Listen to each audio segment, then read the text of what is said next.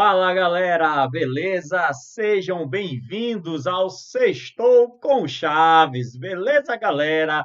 Hoje é sexta-feira e o que a gente vai fazer, professor? Nós vamos conversar. O nosso sextou é um sextou diferente.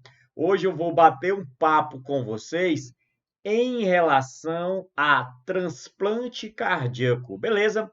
Um papo alegre, descontraído, onde eu possa trazer para vocês as principais informações necessárias dentro desse contexto, tendo como referência a nossa segunda diretriz no contexto do transplante cardíaco. Belezinha?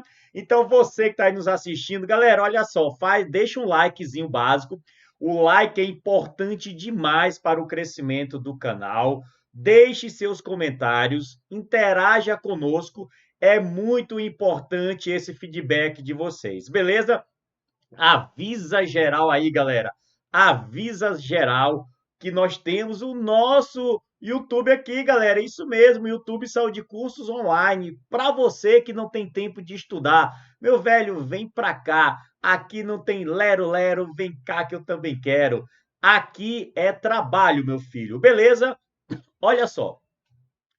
Qual seria ou quais seriam as principais dúvidas em relação ao transplante cardíaco?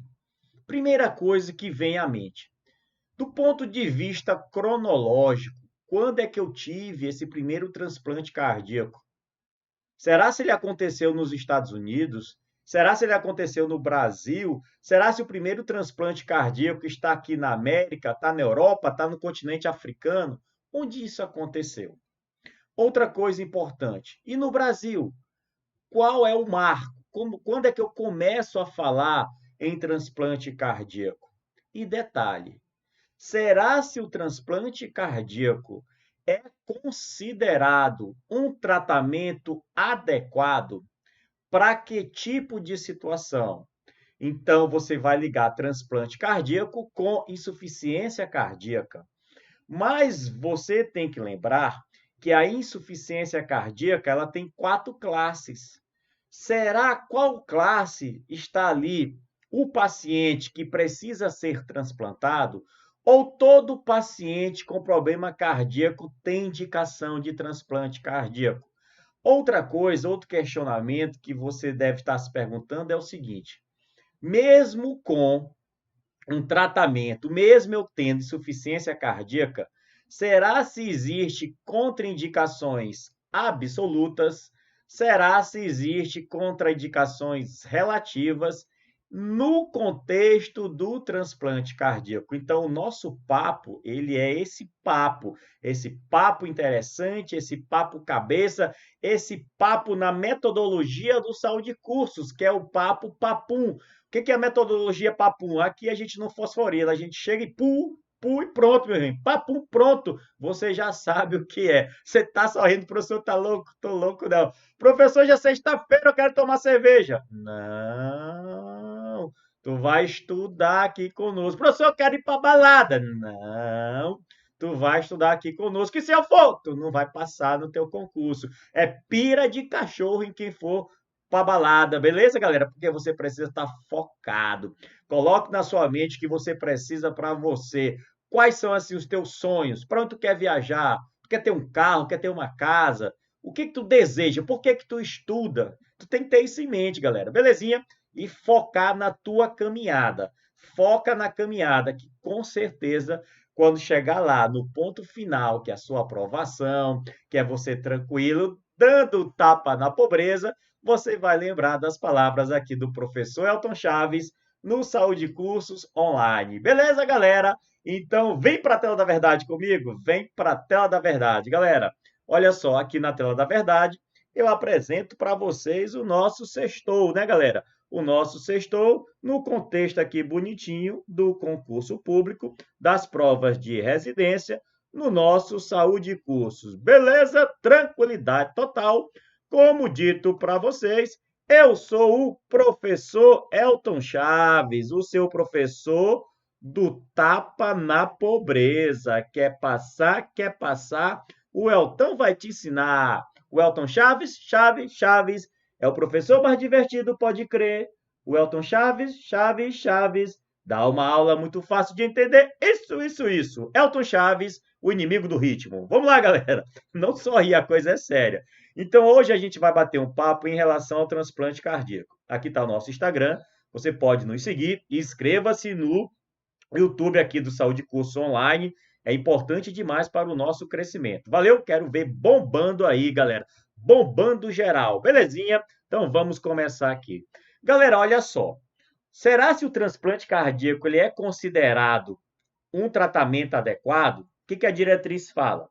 O transplante cardíaco é um procedimento cirúrgico no qual um coração é transplantado para outra pessoa, caracterizado por quê, professor? Pela substituição do coração por outro, vindo de um indivíduo que esteja em morte cerebral e que seja compatível com o do paciente que tem um problema cardíaco fatal. Beleza? Show de bola. Então, olha aqui em mim, te liga na tela da verdade.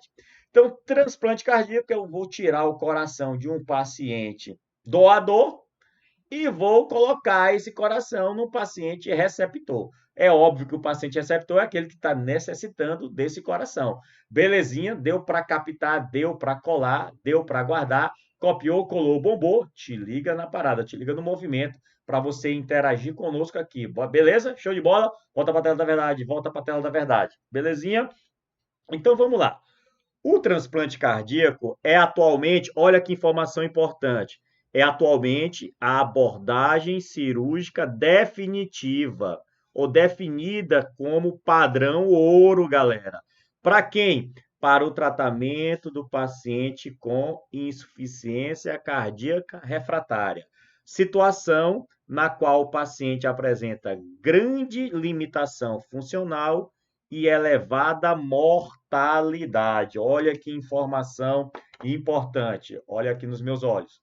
Então, o paciente com insuficiência cardíaca refratária, mas qual classe, professor? Olha só, nós temos 4 classes de insuficiência cardíaca. O que é um paciente com insuficiência cardíaca classe 1? Antes disso, eu vou lembrar para você uma palavra importante chamada de fração de ejeção. Quando se faz um ecocardiograma, você, entre outras coisas, você avalia a fração de ejeção de um paciente, que normalmente vai estar acima de 60%.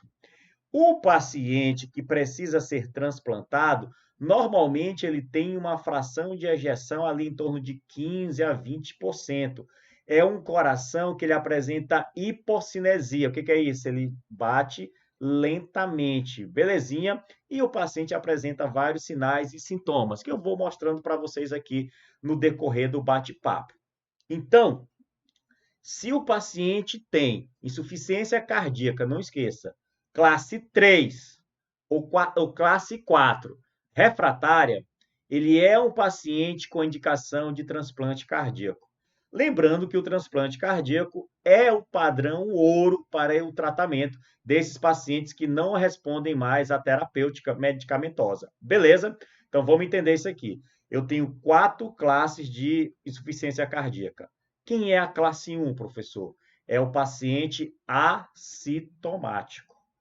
É o paciente assintomático. Ele desempenha suas atividades cotidianas sem referir nenhuma queixa, sem ter dispneia, sem ter arritmias, absolutamente assintomático. Quem é o paciente cardíaco classe 2? Esse paciente cardíaco classe 2 é o paciente que, nas suas atividades cotidianas, ele já apresenta sintomas, entre eles palpitações, dispneia, beleza? Mas não é qualquer atividade cotidiana, é uma atividade cotidiana mais intensa. Copiou, colou, guardou? Quem é o paciente com insuficiência cardíaca classe 3? É o paciente que tem limitação nas atividades cotidianas, ou seja, ele tem aos pequenos esforços sintomas. quando ele está ali na sua atividade cotidiana. Exemplo, professor. O paciente, por exemplo, que ele, ao caminhar 6 metros, 30 metros, botar assim, ele tem o quê? Dispneia, ele pode entrar em fibrilação atrial, enfim, qualquer coisa que seja algo pouco intenso, leve, qualquer ato, qualquer coisa do ponto de vista de atividade, de exercício, que já tenha que o paciente ele tem uma VO2, ele tem um consumo de oxigênio dentro do padrão normal, que já não tem, ele já passa a ser um paciente com classe 3. Ou seja, ele tem dispneia, arritmias aos pequenos esforços. Quem é o paciente com insuficiência cardíaca classe 4? É o paciente que, em repouso, ele é sintomático.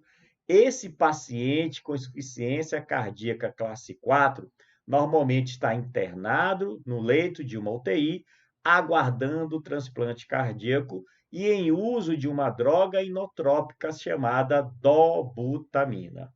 Professor, tem medicações para isso? Tem, ó, acabei de falar uma, a droga inotrópica chamada dobutamina. Quando o paciente precisa de algo mais intenso, porque ele está ali com o coração falhando, ele pode usar uma outra medicação chamada levosimedan, que diferente da dobutamina, ele faz o coração trabalhar mais, mas consumindo menos oxigênio. Porque esse coração é um coração doente, beleza? Então eu tenho 4 classes de insuficiência cardíaca. A classe 3 e a classe 4 passam a ser padrões, passam a ser parâmetros, melhor dizendo, para o indivíduo ser transplantado.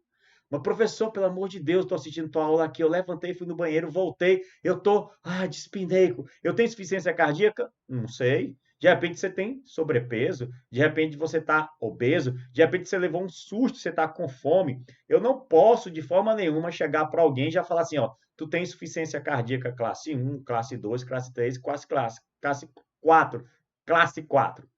Eu tenho que fazer os exames. Professor, cita os exames aí para gente. Ecocardiograma é um exame muito importante. Em algumas situações, precisa fazer um cateterismo cardíaco, belezinha. Em algumas outras situações, tem os exames laboratoriais, mais os exames de imagem. Você pode fazer, mas principalmente, galera, o ecocardiograma. O ecocardiograma ele é importantíssimo nesse contexto. Valeu? Eu posso fazer tomografia das coronárias, que ela é muito mais usada, no caso, para saber se tem placas ali de ateroma, de cálcio nas coronárias. Mas toda vez que você tiver lembrando da insuficiência cardíaca, associa com um exame de imagem muito top, que é o ecocardiograma. Belezinha? Show de bola? Tem 2 tipos de eco muito conhecidos. É o ecocardiograma transtorácico, ele é feito aqui, ó, certo? E o ecocardiograma transesofágico, ele é feito pelo esôfago, beleza? Show de bola? O ecocardiograma transtorácico, o paciente ele pode vir de casa fazer, ele pode estar internado, ele fica ali tranquilinho. O transesofágico, ele precisa de mais cuidado, porque já vai ser algo invasivo. Eu já preciso fazer uma sedonalgesia no meu paciente, eu preciso monitorizá-lo. Belezinha? Show de bola. Então, é a partir daí que a gente começa a entender esse mundo do transplante cardíaco.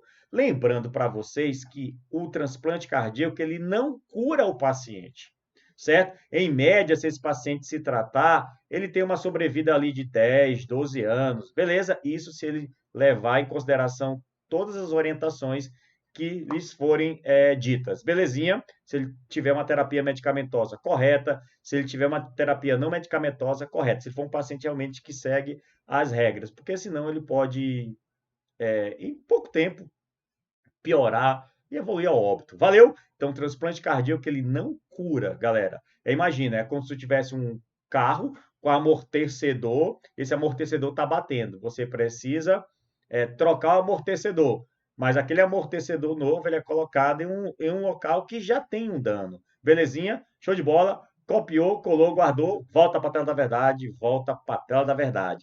Beleza? E deixa os comentários de vocês aí, galera. É importante para a gente. Vamos lá, vamos lá. Olha só, galera. Onde aconteceu o primeiro transplante cardíaco? Olha aí que coisa interessante. Ele acontece em 1967. E ele não foi nos Estados Unidos, ele não foi na América. Ele foi na cidade de Cabo, na África do Sul, galera. Ele foi no continente africano, belezinha? Show de bola. Então, o que que aconteceu lá? Olha esse coração aqui, galera. Aqui é um exemplo de um coração com insuficiência cardíaca, um coração doente. Olha o coração lindo e maravilhoso, um coração sadio.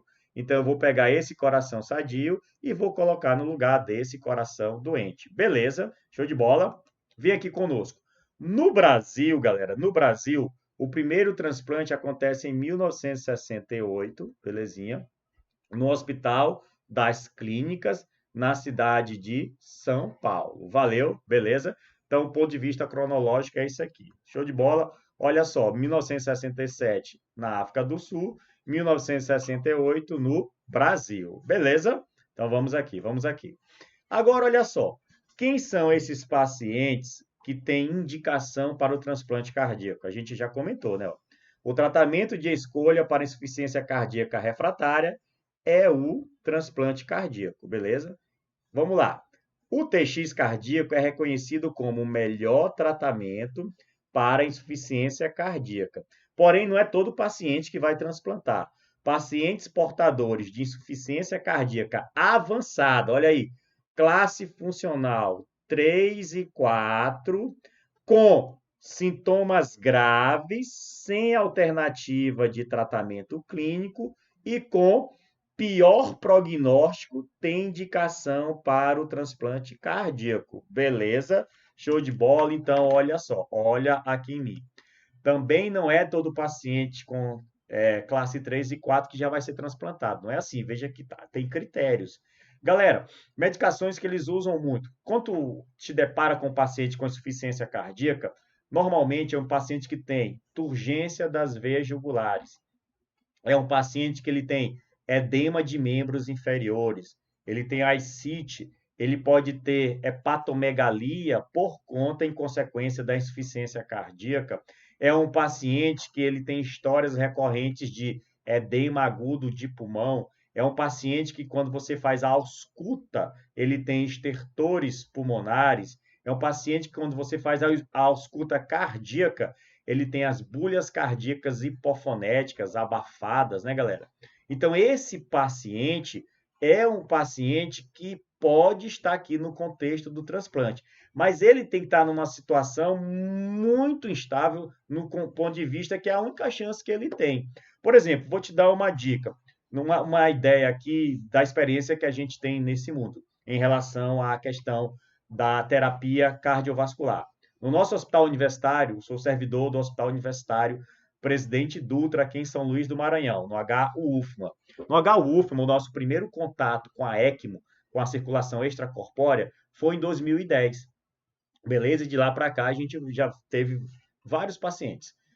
Quando nós começamos, galera, o nosso ECMO era para esse tipo de paciente com insuficiência cardíaca. É a ECMO dito veno arterial.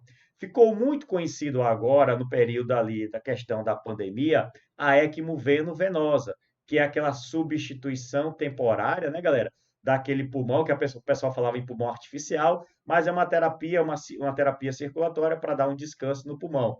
Lá no ECMO veno arterial é a mesma coisa. Eu dou um descanso para o meu coração que já não consegue mais trabalhar para que eu consiga transplantar esse meu paciente. Beleza? Show de bola? Então nós tivemos o nosso primeiro, nós não tivemos ainda no Hospital Universitário Presidente Dutra o transplante cardíaco. Existe todo um treinamento que está sendo feito aí para que a gente tenha o nosso primeiro paciente transplantado. Mas a questão do ECMO veno arterial, nós já trabalhamos desde 2010 com ele, assim como o ECMO veno venoso. Beleza, galera?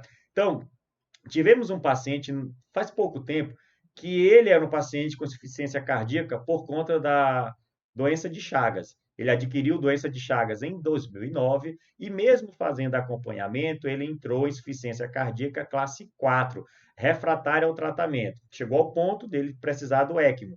Assim foi instalado o ECMO. Como nós não tínhamos ainda a estrutura para transplantar esse paciente, aí esse paciente ele entra na fila, existe todo um critério para isso, beleza? E aí, no caso, nós levamos esse paciente da nossa UTI até o aeroporto e numa ambulância, evidente, né? E do aeroporto, esse paciente ele foi para Recife, ele foi em um jatinho, beleza? E aí lá ele ficou aguardando para ser transplantado. Infelizmente, ele não conseguiu ser transplantado a tempo porque ele evoluiu com uma colecistite. E, na verdade, foi a colecistite que veio a levá-lo ao óbito. Beleza? Então, olha só, o transplante, a logística, ela não é tão simples assim. Você precisa de uma equipe treinada, você precisa de pessoas capacitadas para tal, porque você precisa estar muito antenado. A assistência de enfermagem em cima desse paciente, uma assistência de enfermagem contínua, é 24 horas à beira-leito. Principalmente, é evidente, quando ele está ali conosco dentro da terapia intensiva. Beleza? Então, esse paciente que vai ser transplantado é o paciente que ele está numa situação gravíssima. É a última chance que ele tem, é a chance do transplante cardíaco. Volta para a tela da verdade, volta para a tela da verdade e vem aqui conosco. Então, vamos lá. Em relação às indicações de transplante cardíaco, serão aceitos como receptores para transplante cardíaco aqueles pacientes portadores de insuficiência cardíaca classe 3 ou 4, né, galera? Que estejam com sintomas incapacitantes ou com alto risco de morte no primeiro ano, que não tenham outra alternativa para o tratamento clínico ou cirúrgico. Belezinha? Agora, olha só. Quem são as indicações de transplante cardíaco? Vamos lá. Paciente com insuficiência cardíaca refratária na dependência de droga inotrópica ou em suporte circulatório e ou mecânico. Bem que entra o que eu falei para vocês. Exemplo de uma droga inotrópica aqui, professor. A dobutamina. A dobutamina. Beleza? Beleza. Exemplo de um suporte circulatório, o ECMO, a ECMO, beleza? No caso aqui, poderia ser a veno-arterial. E o paciente também, que pode estar numa ECMO veno-venosa, enfim, ele tem que saber ali como é que ele vai se enquadrar, mas isso aqui é uma indicação, insuficiência cardíaca na dependência de drogas inotrópicas, dobutamina, suporte circulatório, o ECMO, e ou ventilação mecânica, beleza?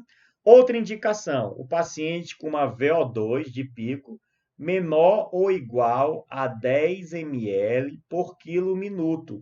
Eu não sei o que é, professor, uma VO2 de pico. Galera, é o consumo de oxigênio durante o que, professor? Durante um exercício exaustivo. É como se você fosse consumir o máximo de oxigênio que você consegue durante aquele exercício que chega também ao seu máximo. Então, traduzindo, VO2 de pico é o consumo máximo de oxigênio durante o exercício exaustivo, que também é um exercício que chega ao seu limite. Beleza?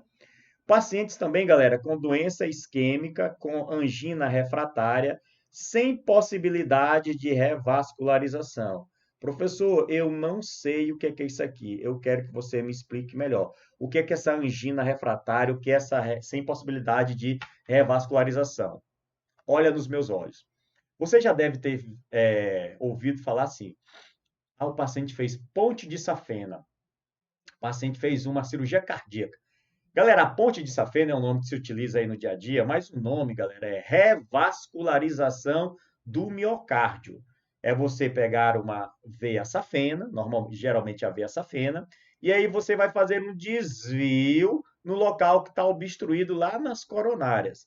Relembrando para vocês, eu tenho a coronária direita, que se chama de CD, eu tenho o tronco da coronária esquerda, que bifurca-se na CX, que é a circunflexa, desce, que é a descendente anterior, ela pega uma grande porção do ventrículo esquerdo. Eu tenho as marginais, eu tenho as diagonais. Essas são as principais artérias do contexto das coronárias, e são elas as responsáveis pela maior parte da irrigação do músculo cardíaco, que é o miocárdio. Por isso que vem essa ideia aí de quem? De revascularização do miocárdio. A angina, galera, a angina o que é? É um quadro de dor, que esse quadro de dor depende do tipo de angina.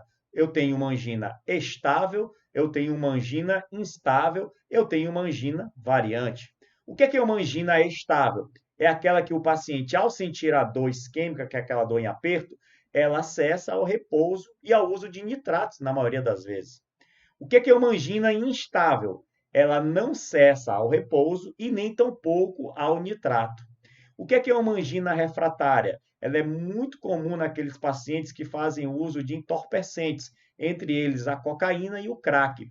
Acontece um vasoespasmo coronariano e durante aquele período ali eu tenho a angina, aquela dor isquêmica, beleza? Então a angina seria, resumidamente, isso que eu falei para vocês. É uma dor em aperto, uma dor em opressão, é uma dor relacionada com quem? Com uma situação isquêmica a nível cardíaco. Beleza? Volta para a tela da verdade, volta para a tela da verdade.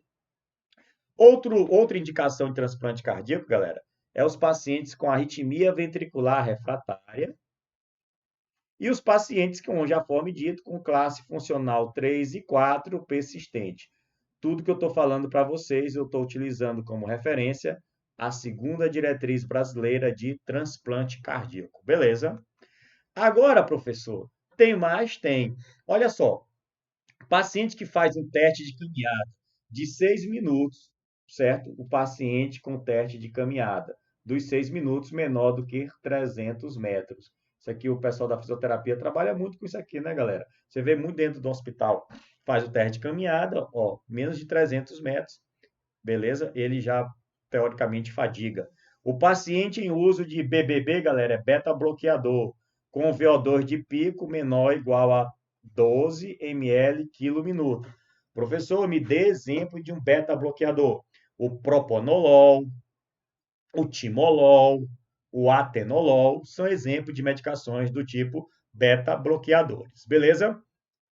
Paciente sem uso de beta-bloqueador com VO2 de pico de 14 ml por quilo minuto. Lembrando, galera, que essa VO2, ela é... Isso aqui não é você olhar para o paciente e falar assim, ah, tua VO2 é tanto. Não, existem os exames para isso, tá? Paciente que faz o teste cardiopulmonar com uma relação de VE, de VO2 maior que 35 e de VO2 de pico maior do que 14 ml por quilo.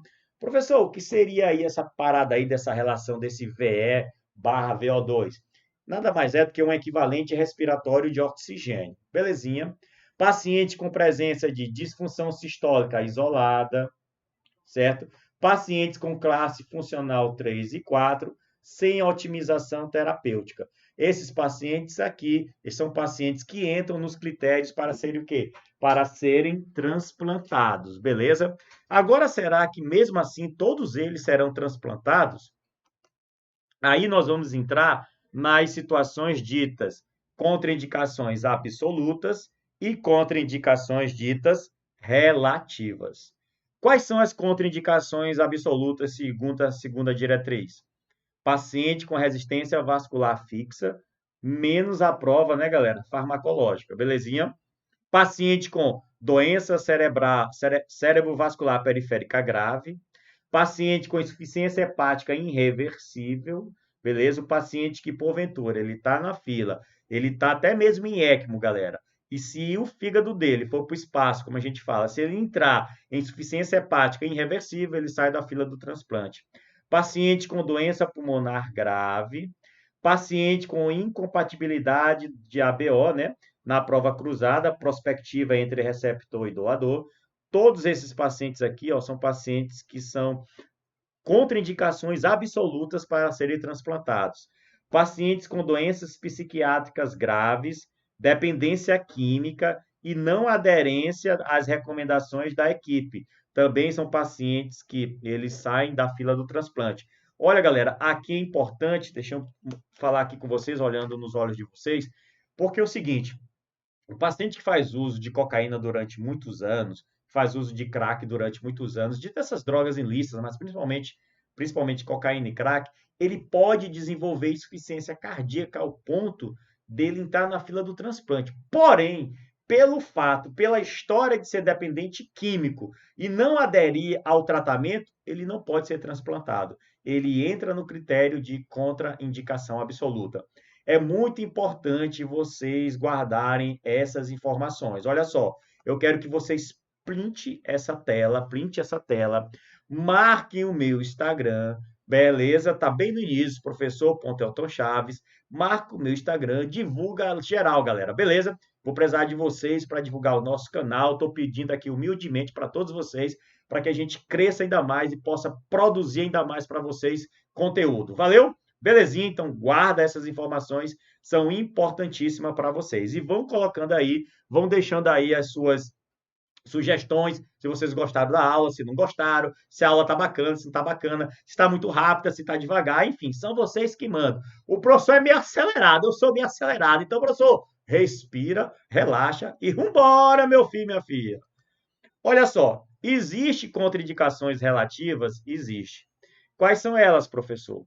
Idade maior do que 70 anos, paciente com diabetes insulino dependente com lesões graves de órgão-alvo, né, galera? Quem é esse paciente insulino dependente, povo de Deus? Esse paciente aqui, galera, é aquele paciente dito DM tipo 1, belezinha? Exemplo aí de uma lesão de órgão-alvo grave. O paciente, porventura, por conta do diabetes, ele desenvolveu injúria renal. Pacientes com comorbidades com baixa expectativa de vida, pacientes com obesidade mórbida, eles entram como os critérios relativos, com infecção sistêmica ativa, com úlcera péptica em atividade, com história de embolia pulmonar com menos de 3 semanas, beleza, beleza.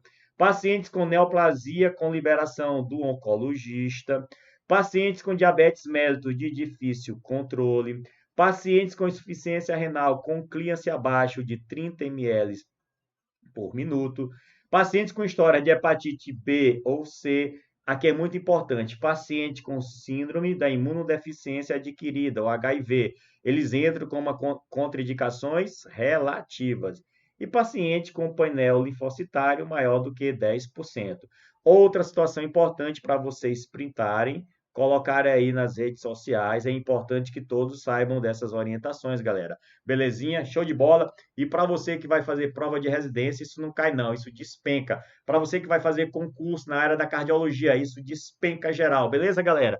Então, repasse essa aula para toda a sua família, repasse essa aula para todos os seus amigos, para que todo mundo fique muito ciente das principais orientações dentro desse contexto do transplante cardíaco. Beleza? Show de bola. Quero agradecer aqui a vocês, o nosso muito obrigado do nosso coraçãozinho aqui.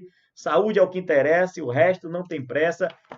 Brasil, né, galera? Deixa eu olhar aqui nos olhos de vocês. Então é isso, galera. O nosso sextou ele vai estar sempre acontecendo, evidentemente, às sextas-feiras, nessa pegada bacana, alegre, sempre descontraída, que é o padrão do professor Elton Chaves. Valeu? Inscreva-se no canal, faça o likezinho básico, deixa suas anotações aí, belezinha? E vamos nessa, galera. Vamos nessa, que para concurseiro, para você que quer uma vida melhor, para você que quer mudar o seu padrão de vida, não existe sexta, sábado e domingo, todo dia é dia. Passou em prova, deu tapa na pobreza, ficou suave na nave, aí tu vai mandar as fotos pra gente, só você ali tranquilão. Esses dias eu tô trabalhando, galera, na moral eu recebo uma foto do meu amigo que passou no concurso em 2014. Ele foi meu aluno e passou no concurso em 2014, ele mandou uma foto dele. Olha, professor, onde eu tô? Com uma cerveja na mão, uma picanha de boa na lagoa. Falei, te falei que um dia tu ia dar um tapa na pobreza? E tem vários, tem a galera que manda foto viajando. Professor, dei um tapa na pobreza, onde eu estou? Estou na Grécia, estou em Paris. Professor, eu estou aqui em Jericoacoara, eu vim aqui no Maranhão, estou nos Lençóis Maranhenses. Galera, você tem que sempre pensar em coisas boas, que eu tenho certeza que vocês vão conseguir os objetivos de vocês. E contem com Saúde Cursos Online, nós estamos junto com vocês. Belezinha? Um beijo no coração de todos vocês e eu quero deixar a minha homenagem aqui ao eterno Jô Soares. Um beijo do gordo. Valeu, galera. Fui!